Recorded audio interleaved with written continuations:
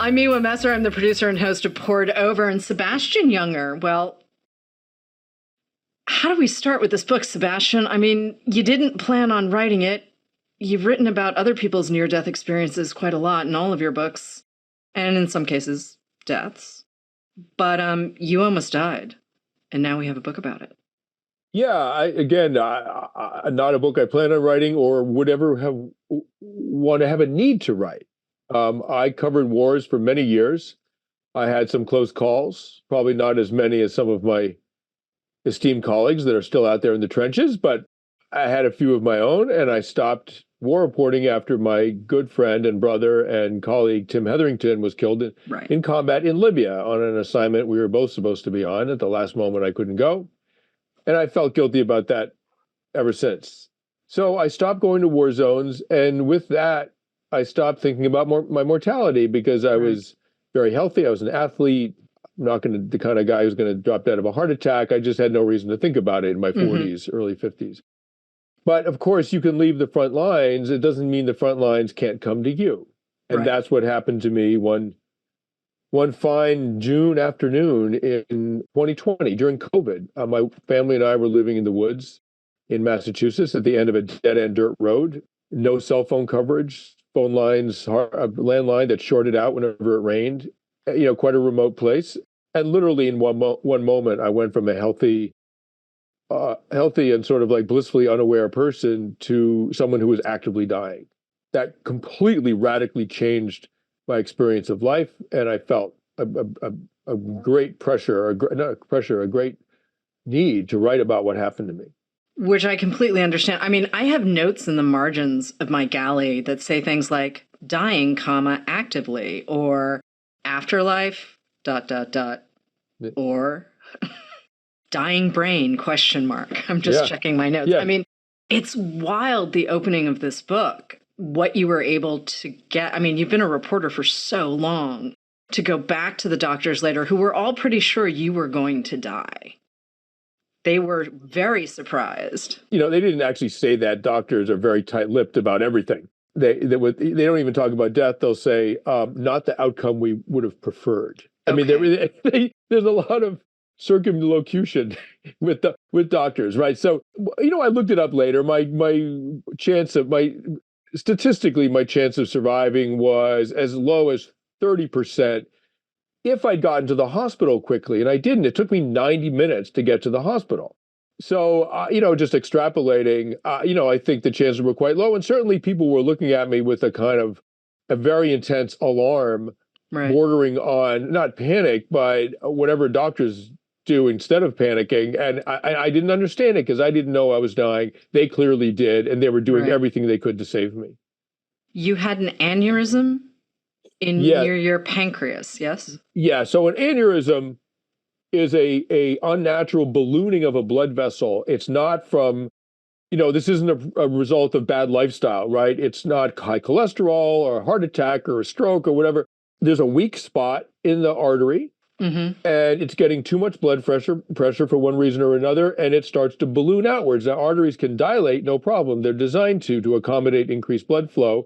For example, when you're exercising, your arteries will get wider to accommodate all that high blood pressure that come when you sprint around a track. But ballooning out in one place is not okay, and it's deadly. And when that ruptures, it's as if you've been stabbed, right? It's exactly like if someone drove a knife into your abdomen and severed that artery. You're now bleeding out. And the advantage of being stabbed over an abdominal hemorrhage is that when you get to the ER, the doctors know where the stab wound is, and they know, even kind of literally, where to put their finger to plug the leak. With internal hemorrhage, your abdomen's a big bowl of spaghetti, right? I mean, they just, trying to find that leak is extremely hard, and they're in a race against time. When I got to the ER, I was, my blood pressure was 60/40, roughly half the blood pressure it should have been, and I'm basically running on fumes. I needed 10 units of blood to survive. There's 10 to 12 units of blood in the human body. So I was at the very, very end of my life. Yeah, that was a fact, that just the sheer volume of blood that you needed, but also what we have in our bodies. It's not something I think about. I really don't. And here it is sort of laid out in front of me. And back when Perfect Storm came out, you'd been like climbing trees and chainsawing things, and like it's not like you were sort of typing in an office and then working on your book. You were chainsaws freak me out. I am the first person to admit that chainsaws are not my idea of fun. Well, yeah, I was a high climber for tree companies. So I would work up in the treetops, hanging on a line with a running chainsaw, taking trees down in sections in a small space, like a backyard or what have you. If you can't just like drop it from the base, you have to take it down in sections. So that requires a climber. So that was me. But what's interesting about that is that, of course, it's a very risky profession and you can get badly hurt or killed doing it, but there is no random danger. You're just dealing with physics, right? If you don't tie your knots right, they might come undone and you might fall. That's on you. That's not a sort of random chance that you have when you drive through a green light at an intersection and someone T-bones you because they're texting while they're going the other way, right? That's a random chance. Combat is random. And to some degree, medical problems are random. I mean, the aneurysm that I had was asymptomatic. It was an aneurysm that developed probably over decades throughout my life. And it was the result of a sort of freak abnormality in my abdomen. It wasn't anything that I had any control over, or knowledge over. Tree work is very different. I was entirely in control of all the risks. And I knew that if I got hurt or killed, it was because I'd made a mistake. And indeed, one day I did make a mistake. I hit my leg with a chainsaw and tore it up. But that set my life on a course that, I mean, it completely changed my life for the better. I decided as a quote, struggling writer doing tree work, I decided maybe I'll write a book on dangerous jobs. And that wound up having me write about a fishing boat that became the basis for my book, The Perfect Storm. And that saved me professionally, if you will. Well, the hardcover spent a year on the New York Times bestseller list. The paperback spent 2 years on the bestseller list. It set you up for all of the work that came later, certainly. But you're also the guy who ignored the pain for about 6 months. You said, well, there was this weird ache in my belly, and I didn't really think, I mean, it's something that a lot of us do, right? Like we just kind of don't think about if it's not serious pain. But it sounds like you went from, there's this nagging thing to, I can't walk. Right. I mean, so for 6 months prior, I mean, aneurysms typically are asymptomatic, but when they get really, really close to rupturing, there might have been a little bit of blood leaking, or maybe some pancreatic juices, which are likened to battery acid, were leaking into my abdomen. There was a kind of burning pain that came and went in my abdomen.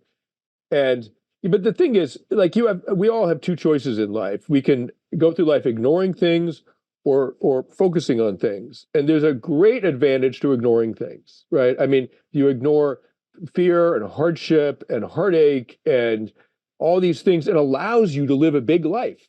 You will go to Tibet. You're not, sort of ignore the fear and go to Tibet or whatever, whatever it may be, or plunge into that ill-advised affair with the French saxophone player, whatever. You live a bigger life if you ignore the warning signals, because many of the warning signals, frankly, are false alarms, right? And as humans, we exaggerate risk because there's an advantage, that's kind of adaptive, but then you don't want to live a fearful life. So the alternative is to pay attention to things, right?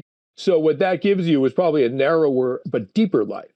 And I think what happens with people, so I got used to, as a tree climber, as a war reporter, and, possibly if you want to talk gender, just as a dude, right? I was in the habit, I was just like, if I can bear the pain, I should ignore it, right? Your job is to function and ignore things and put other priorities forward. And so I was a busy dad. I had 2 young children, and the last thing I was going to do was sort of like go off to the doctor who was an hour away because I had intermittent belly pain. Like, give me a break, right? And then one day in mid-sentence in this remote cabin with my wife, we had a little few hours of babysitting from neighbors and daughters of neighbors down the road. And again, this is quite a rural area, and we knew this family. It was during COVID, and these girls said that they would babysit that afternoon. So my wife and I decided to just like relax for a couple of hours, and we went to this cabin on the property, which is really remote. And we were there when, like in mid-sentence, I felt this pain shoot through my abdomen. And within a few minutes, I tried to stand up to kind of walk it out, and I almost fell over. I couldn't even keep my feet. what was happening was that I was bleeding out into my own abdomen. My blood pressure was plummeting. Right. And I was basically a human hourglass. I was losing a pint of blood every 10 or 15 minutes. And the hospital's an hour away. And, you could do the math. Like, I mean, I wasn't going to make it. Right. And actually, it was your wife who insisted that an ambulance be called. You were still. Absolutely. I mean, there's a wonderful statistic that married men live longer for, I'm sure, a variety of reasons. But one of them is that, like, no, you have to go get your yearly checkup. And no, you have belly pain and you passed out.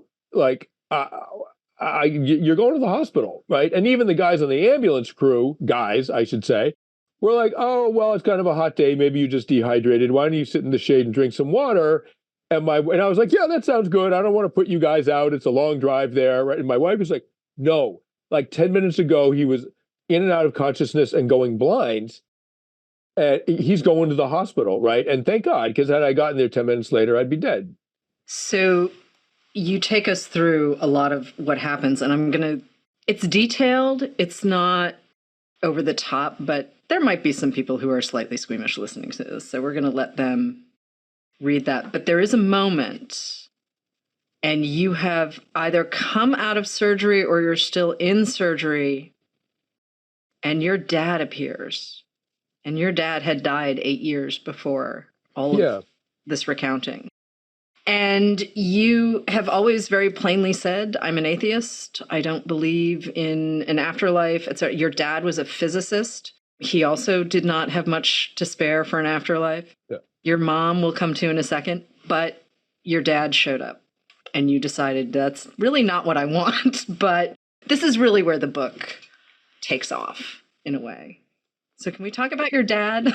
Yeah, so I wasn't actually in surgery. They were able, just for the record, they were able to fix me, save me by putting a catheter in my groin, into my femoral artery, and they wound it around. And without having to cut me open, they were able to find the bleed and plug the leak, embolize that artery with a coil. Just so you know. So still sounds like surgery. No, it is actually not. It's a very tiny entry wound into your groin, and I was fully conscious. They never sedated me, right? I mean, I was conscious through the whole thing. I didn't feel a thing, Right. Right. Okay. They couldn't sedate me because my vital signs were so low, right? Okay. I mean, I was running on fumes, and so what they were doing was, I mean, I don't know if this is a squeamish territory or not, but they were transfusing me. That's not squeamish. That's not what I was thinking of when I was thinking squeamish. Okay, well, all right. So they were transfusing me through my jugular, through a needle into my jugular, and while they were inserting the needle into my jugular, that takes a little while. It also doesn't hurt at all. It sounds uncomfortable, but it's nothing. I'm lying there, and I became aware of this darkness underneath me, this sort of pit, and I was getting pulled into this pit. Now, again, I had no idea I was dying. Right. I was sort of puzzled by all the activity around me, like who's the party for, and but I started to panic when I was getting pulled into the pit, and I had this feeling, if I go into that pit, I'm not coming back. This instinctive knowledge. I was like, I say in the book, I was like a gut shot coyote. I mean, I was like a wounded animal. I was like, I don't want to go in the pit. I was also in enormous pain from the bleeding in my abdomen, enormous pain, sort of like kidney stone level pain, right? And while I'm panicking about the pit, my father, who'd been dead 8 years at that point, appears above me in this sort of like a strange form. I'm not quite seeing him, but he's there. And he communicates with me in some fashion. And again, there isn't a word for the mechanism. It's not quite speech, but basically he's saying to me, it's okay. You don't have to fight it. You can come with me. I'll take care of you. Mm-hmm. And I was completely shocked by his presence, right? I mean, I'm still talking to the doctors, right? I'm conscious. I'm like, Dad, what are you doing here? And I was horrified, like, go with you. You're dead. I'm not going anywhere with you. I'm fine, thank you. We're not, this conversation's over, right? And I said to the doctor, you got to hurry. You're losing me. I'm going right now.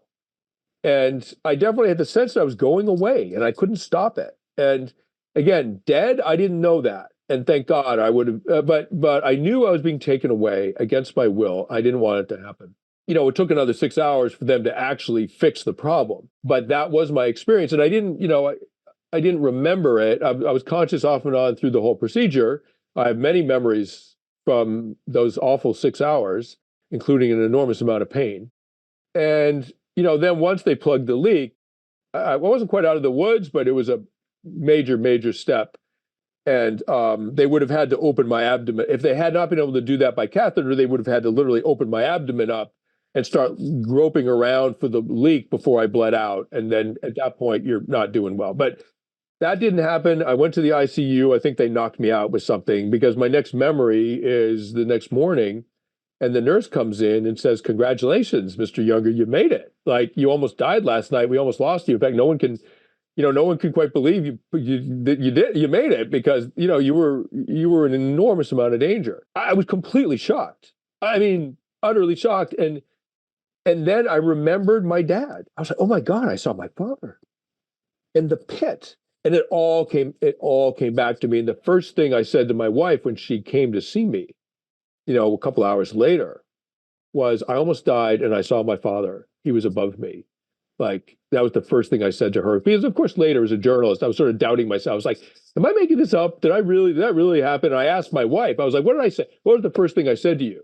And she said, oh yeah, it was your dad. Like, you clearly had remembered something. So the physicality of death is the thing that sort of shocked me as I was reading, and not shocked in a bad way, but it's not something I think about, right? I walk around in the world, in my body, I try to eat like an adult, and I'm better off when I'm exercising and all sorts of, right? Like, we live our lives. And at one point you make it really clear that your body sort of knows it's dying before your brain does. And that disconnect to me is wild, because here we are as human beings walking around on the planet going, well, of course, my brain is who I am and all of it, right? Like, everything resides in my cerebral cortex. Yeah, I mean, the truth is that if we kept an awareness of death constantly foremost in our mind, it would make everything else look pointless, right? I mean, from changing the baby's diapers to the book you want to write to, whatever. Like, it's like, we're all going to die. Like, and if you don't believe in a quote afterlife, like, what's the point of doing anything? So there's a huge amount of constructive denial involved in knowing you're going to die in a sort of abstract sense, but not keeping that foremost in your mind, because frankly, you have a day to get through. You have responsibilities and pleasures and all these other things, right? Because we are animals and we exist, we're social primates. We exist and survive in a physical, biological, animal reality, which takes place moment by moment, day by day. And if you're not participating in that because, like a kind of Woody Allen movie, you're obsessed with mortality, like, then your life's not going to go very well. So, which is what anthropologists would call maladaptive. So you're absolutely right to not be thinking about death constantly, but there is a kind of place, I think, and particularly as one gets older, to sort of knowing, look, this doesn't go on forever. So how do I want to spend my days, right? My months, my years? Like, what is of value? And I mean, let's not waste my time on my smartphone scrolling through Twitter. Like, let's do something real, or whatever it may. Yeah. Or I'm going to quit my job. I'm going to get divorced. I'm going to go live a real life because this doesn't feel like real life for me. And so the awareness of mortality can be paralyzing, but it can also be highly motivating and lead to a much more meaningful life. Like, that's the paradox of it. So, near-death experience, there is a body of literature on near-death experience, right? Like, we actually sell many books about near-death experience, including now yours. But there's also scientific literature. There's all sorts of theory about it and whatnot. But I want to come back to your dad and physics for a second. Yeah. Because I haven't had this much physics in a book since high school, and it was kind of fun to look at it.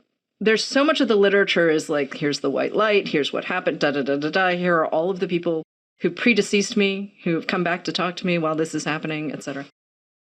And you're still kind of doing the whole, well, was it a hallucination? What was happening? I mean, the research that you did into this particular moment is very you. It's very sort of, how do I, it's that balance of anthropological interest and journalism But we're still talking about you almost dying. And that intersection is completely fascinating. And I'm wondering how you're sort of dealing with that now that you've done the work and you have this thing in your hand that is a record of your near-death experience. Well, thank you. I mean, I think I have to sort of back up a little bit to say that 2 days prior to this happening, I had a dream, an inexplicable dream, that I had died. In fact, that I was a spirit. Right. My dream was about being a ghost and looking down on my family, desperate to connect to them, and they couldn't hear me, they couldn't see me. And I was made to understand that I had died, there was no going back, and I was just headed out into the darkness. And the darkness had a vague circularity about it. It was like almost a kind of orbit into the darkness, and I was headed out on that, and that was the end of that. And I was so frantic with grief and anguish that it woke me up. I just promptly dismissed the dream as nonsense, of course. And 36 hours later, that's exactly what was happening. So after I came back from the ICU, after I made it home, a lot of tears. I mean, I had a 3-year-old and a 6-month-old who I love more than I ever thought I could love anything. I mean, and my wife, they're the center of, they're everything to me. And I was reunited with them. Oh my God. Very, very emotional, but not a party, right? Like, it was not a celebration. I hadn't been like brought back into my life. What happened was I had been introduced to death. Like, there it is, right there on your shoulder all the time. Don't forget it. And I started to get very paranoid about whether I had survived. And I started to worry that maybe I was a ghost. And that I was imagining the interactions with me, and actually my family was grieving, and I actually wasn't there.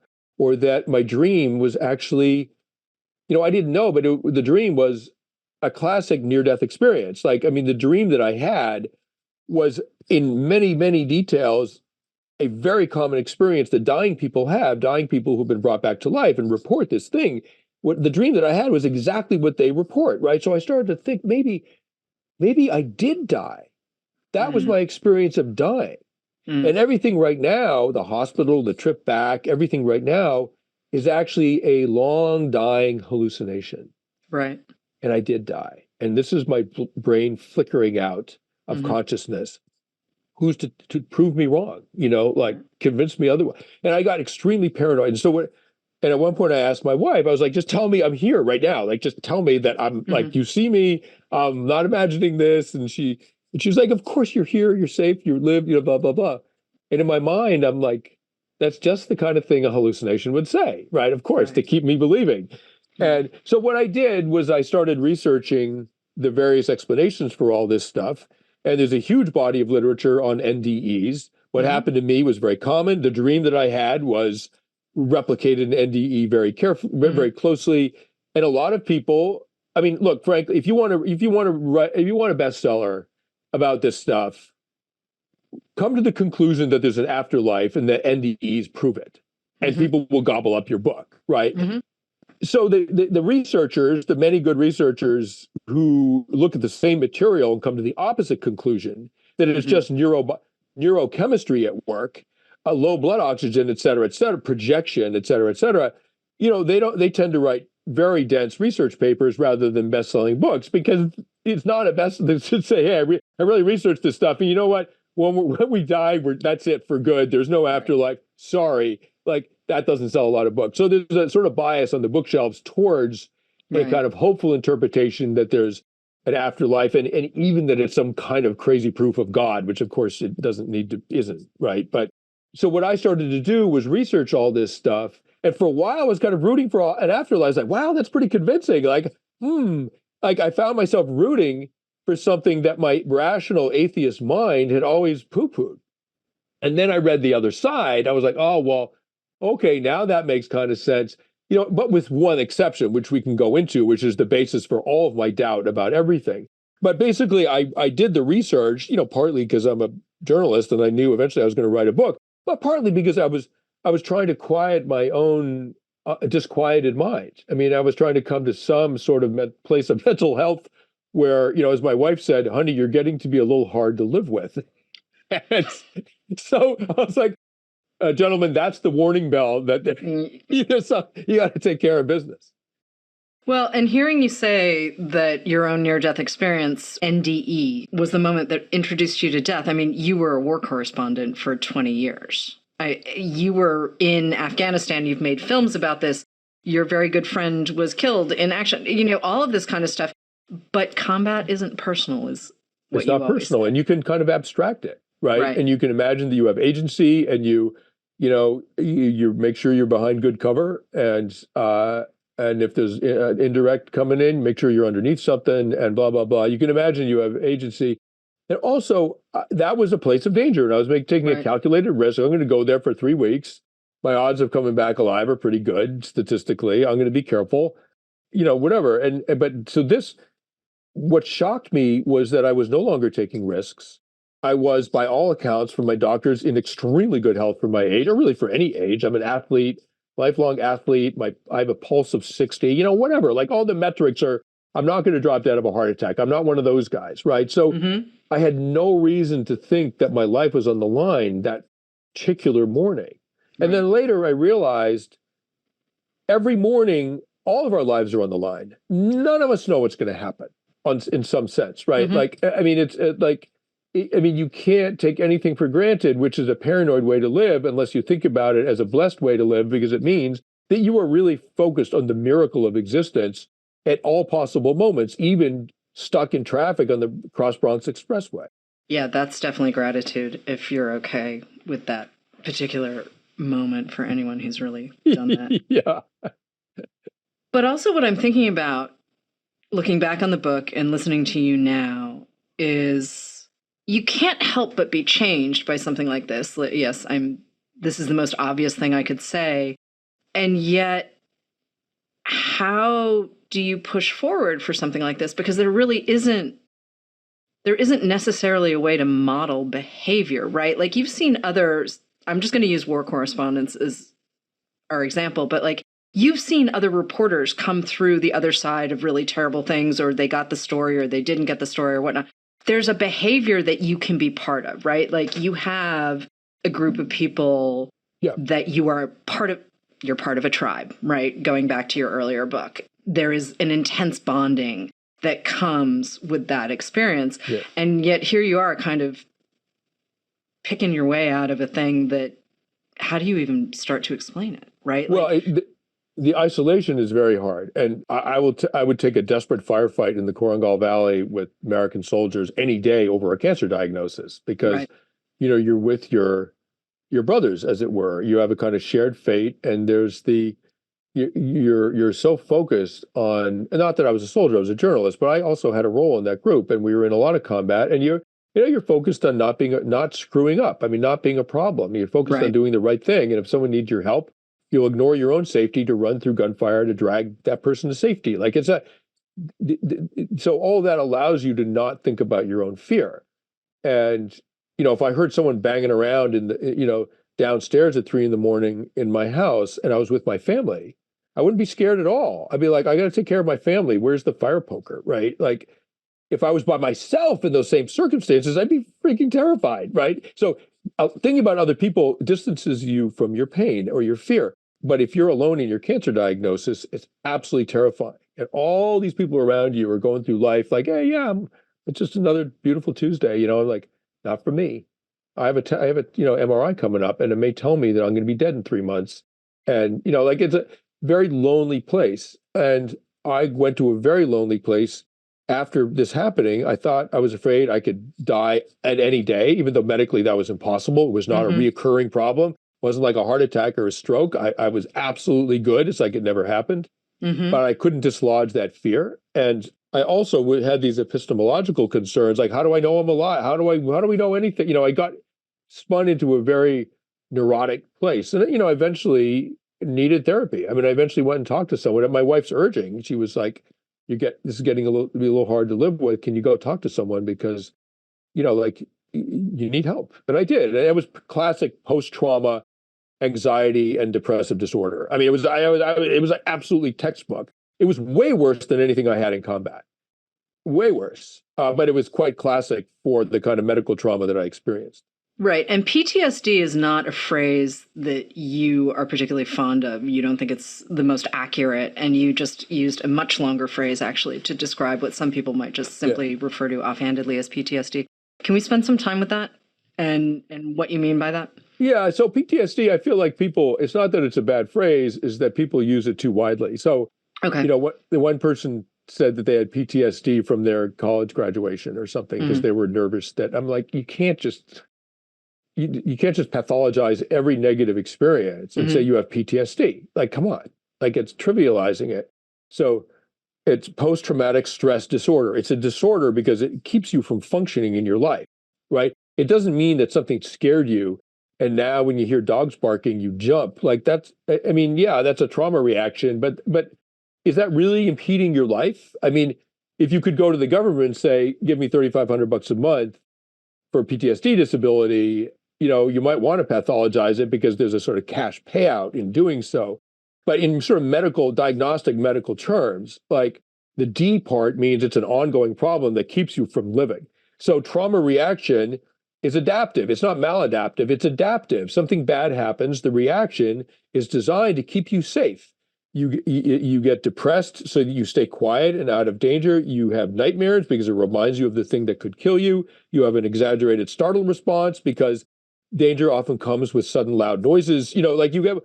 That's all adaptive unless it cripples you for the rest of your life and keeps you from being able to function. And so the idea that I sort of push back against is that trauma is broadly incapacitating to all people. And that once you've been traumatized, you're basically afunctional and dependent on government support for the rest of your life. It's just complete nonsense. And as a species, we wouldn't be here, we wouldn't exist if trauma incapacitated everyone for their lifetime. I mean, of course, like we would know who would have gone out and, like killed the next antelope. Like right. Everyone would have starved. Well, also, I think it was an interview with you, and it might have been with Mother Jones, where the stat was something like 10% of the population at the time were veterans, and 25% of that 10% had been diagnosed with PTSD. Am I getting that stat wrong? A little bit, but it's all right. So 1% of the or even I think a half a percent of the population is in the military. Okay. And that's often sort of pointed to as an example of, something or other. In fact, the country can't support more than that. I mean, we can't support a military that's 20% of the population. That's ridiculous, right? We don't need to. But roughly 25% of the military was claiming traumatic reactions, like claiming PTSD and getting disability payments from the VA for it. Depending on who you ask, the numbers are different, but something like 10% of the military is in intensive combat, right? And so what was happening is that way more people than were in combat were claiming trauma. So some people were saying, well, I had trauma because I knew I might have been in combat, and then that's now trauma. Or I was hearing other people describe their trauma, and now that's my trauma. And so, at some point you have to be a little cynical about what's actually happening here. And it also, way more importantly, it's bad for the veterans. Once you have a diagnosis like that and get 100% disability, which allows you to live without working for the rest of your life in your parents' basement, as it were, if you want to create a depressed alcoholic who doesn't feel like he has any role to play in society, that's how you do it, right? And World War II and even Vietnam, I mean, basically you got home, you went back to work, and I think that was a great hardship for truly traumatized people, but it was a great blessing for many because it put them back into the society that they felt alienated from. So, I mean, my wife is the youngest of 12. Her father fought in World War II. He was quite old when she was born. He fought in the entirety of World War II, from North Africa to Sicily, Anzio, D-Day, all the way to Austria, on the ground as an infantry officer. I mean, imagine the trauma, right? He came back and he went straight to work, right? And he was the mayor of his little town, and he was president of the local bank, and he was because all six of his siblings, all six of his brothers also served and lived within a few blocks of him. I mean, there was a real community around him, and he continued being functional. I think part of the problem in our society is that we're fractured and people come back from war and there's actually nothing to actually be part of. And that leads to, really bad outcomes, as doctors say. Part of it too, like if I think about statistically, if you've had a quadruple bypass, you're very likely to suffer from depression or a depressive episode after you've had that kind of massive surgery, which now I understand that snaking a tube through your body is not technically surgery. It still sounds like surgery to me. Right. It still sounds like something I would like to avoid. But this idea, too, that there is a mental piece to it, whether it's anxiety, trauma, however we want to describe it, but that we're not really having the conversation about the mental piece, right? Like, I feel like you're digging in a way, especially in the book, where you're kind of like, yeah, I was not okay. I was super not okay. Well, yeah. And, listen, I'm not a doctor. I'm guessing that a lot of people that need a quadruple bypass are quite sedentary people who are out of shape, and that's why they're having heart problems. And if you're sedentary, you're probably not interacting outdoors with a lot of other people, which is what, as social primates, we were designed to do at our happiest doing. And going on your smartphone and being part of a group chat is not the same thing, and it's not the same thing neurochemically either. And then a major health problem like isolates you, because for a while you're sort of incapacitated at home. I mean, I think that's part of an element of postpartum depression for young mothers. Is that, I mean, I'm sure there's a whole hormonal component as well, but in addition, you're isolated at home, recovering from the pregnancy and taking care of a young child, and your communal ties have been severed, all but severed, and that's a known precursor for depression and even suicide. So what's next for you, though, as a writer? I mean, you've walked away from war zones, which is a good thing. Beyond Tiny People, I mean, you get to a point where that's not necessarily the thing you want to be doing, or the kind of work that you want to be doing. So there's that. Are you making films still, or are you thinking about the next thing, or? I'm not right now. I mean, I've got my head full and my hands full with this book that's coming out. And I typically don't really plan that far in advance, as my wife can tell you. I can focus very intensely on one thing at a time, basically. Got it. And now I have young children, 7 and 4, and so that that's a whole other, the multitasking involved in that and working is just about the limits of my pathetic male brain, right? I mean, it's right at the outer frontier of what I can do. So, yes, I've been involved in some films, though not in the really large sense of shooting and directing and producing Restrepo with Tim, or a couple of films after that. I'm more marginally involved because the films I believe in as a sort of producer, executive producer, whatever. And I love writing. I adore writing. I don't know what I'm going to write about next. I keep wanting my books to be about, ever bigger topics. And I don't know what's bigger than this, but I suppose it will present itself. I don't know. Well, I'm just wondering if there's a film in this. I'm a bookseller. I leave the films to other people, but there's a very cinematic feel to this book. And it might also just be the nature of what happened to you, but it feels like even as a documentary, there's an inherent arc. Yeah. So I tell you, my father was a physicist, and in my research and trying to sort of quiet my disquieted mind, I looked up some of his colleagues to have the conversation, like, what would my dad have thought of this? Yeah. Right. And I had a wonderful conversation that's in the book. I remember when I was a child, he had this briefcase, and he did work for the Navy, consulting work for the Navy. He was an independent contractor, but he did consulting work for the Navy in physics. And he had this briefcase. And I was told that I couldn't look in it because it had top secret documents in it. Okay. And that this is when I was like 8 years old, that if I looked in it, he would have to tell the FBI, and they would have to talk with me. And he was being totally serious, right? Yeah. And so this briefcase was totally fascinating me, of course, right? Like, I mean, you can imagine, I managed to not open the briefcase. So then my dad died, and all, his stuff stayed with my mom, and then my mom died. And I was going through his stuff, and there was the briefcase. And this is after I almost died. Right. And I opened it up, and it was filled with top secret documents, which I didn't look at. Right. Right. And But in a cinematic version of this, his branch of physics would have been dealing with these huge existential questions about consciousness and reality and quantum physics and the origin of the universe. That wasn't his branch. But in the movie version, it would be. Yeah. And what would be in the briefcase would be something that scared him so much that he didn't want to go any further with it, which is a strand of thinking in physics.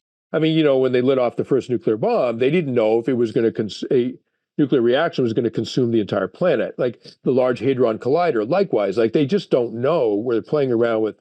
They're interrogating God, really, and they don't know what's going to provoke an apocalyptic response from the, not God, in my opinion, but the natural world.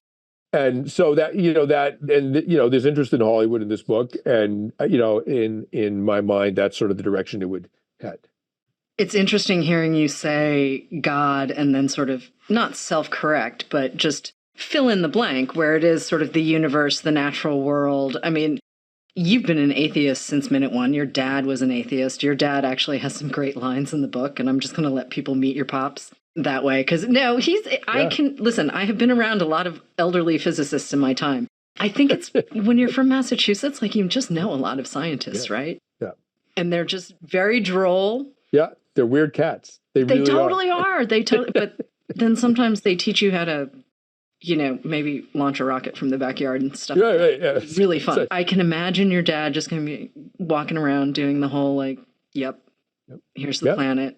But taking questions, because also children, and you talk about yourself as an 8-year-old, 8-year-olds have very specific kinds of questions. Yeah. And physicists are not always fully prepared for the 8-year-old going, well, why is the sky blue and why are the clouds?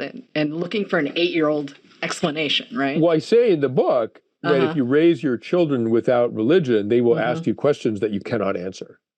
You still feel that way?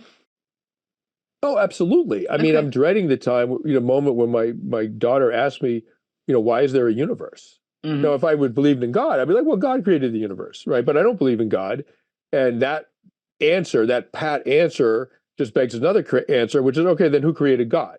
And so on, right? So you can't actually use that. It's not logically valid to use that as an answer. It obfuscates rather than illuminates. But no, I mean, I'll put it this way, because I did ask my father that kind of thing. Yeah. And I'll put it this way, that the universe seems to have come from nothing. It's now 93 billion light years across, 14 billion years old. And it went from nothing to hundreds of millions of light years across in an amount of time that's too small to measure. Right. Right? So what do you do with that? And when I asked my father, he said, I can't tell you how the universe started, and I can't explain relativity because I'm simply not smart enough. But some people are. Some physicists are. So in my father's mind, he was at the low end of the food chain of physicists, and the real geniuses, Schrödinger, Einstein, Niels Bohr, etc., those guys actually were getting close to understanding, quote, God, and meaning the origins of all things. And given that this book is the origin of whatever comes next for you, I think that's actually a good place to wrap. And also, I really do want readers to meet your dad, because he's a wild cat, your dad. He is. He is, and he's very fun. He's very funny. Yeah, absolutely. But before I let you go, I heard you've started playing the accordion, and I just have to ask, what is happening with the accordion? Yeah, about 10 or more years ago, I started. I was getting divorced. From my first marriage, marriage just didn't work. I'm still good friends with my ex-wife, but marriage didn't work, and I was very sad, and it was a tough time. And I just thought, I was living in a really cheap rental up on 44th and 9th Avenue in New York City, kind of an appallingly dismal place. And I'd always wanted to learn how to box. I'd always wanted to get into the ring. And I'd always wanted to learn an accordion. It's part of every musical tradition that I like. And whenever I hear it in a song, my heart sort of skips a beat. And I'm like, all right, I'm going to learn it. And, 10 years later, I play pretty well. I play in public sometimes. Like it's a great pleasure. Irish music, Eastern European, Russian waltzes, tango, what have you. Maybe that's part of Sebastian Junger 2.0. Maybe there's something coming. I'm going to have to get a little better on accordion. I'm a better writer than accordion player, unfortunately. If I could trade, I'd trade in a heartbeat.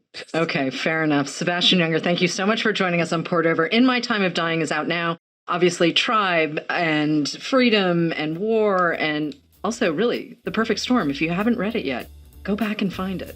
Thanks so much. Thank you.